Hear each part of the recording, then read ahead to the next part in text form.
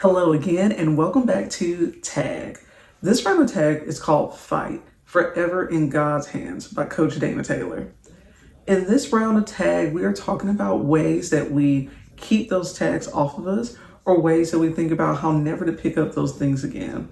And something that kept coming to my mind is a particular verse written by Paul in 1 Corinthians 14 and 20.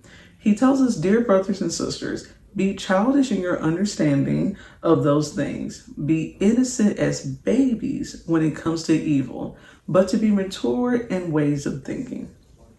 I think the reason why that stuck out so much to me is because there are a lot of times where we hear this phrase, which is, "I'm grown. I'm at my mama's house. I pay my own bills." And because of like an age or even just a mindset of, "I'm grown, I'm mature," you let yourself get into these situations and you let your flesh talk you or lead you into certain situations that you never were supposed to be in.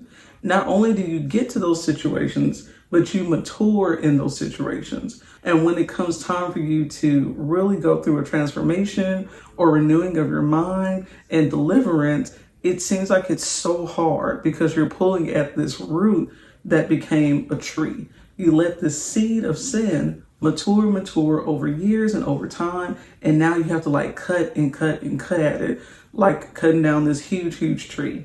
Paul tells us that we should be like babies when it comes to evil. And how I viewed it is you should be almost like underdeveloped when it comes to evil. You should be so ignorant of it. You should be so unknowing of it, right?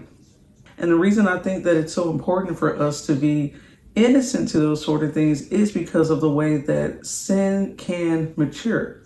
I don't think people think of sin that way. So you have all these tags and things that you've either put on yourself or someone put on you.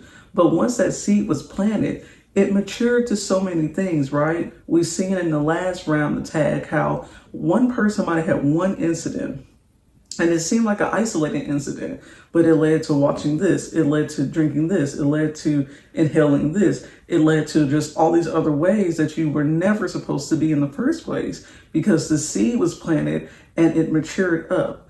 But if we were to let seeds of innocence really be planted, and those seeds of innocence come from reading your word, from using resources like your man of God or your pastor, your women's leader in your church, they will plant the seeds that are needed so that the goodness or characteristics of God mature in you and grow. It's childish for you not to peek into what might seem bad.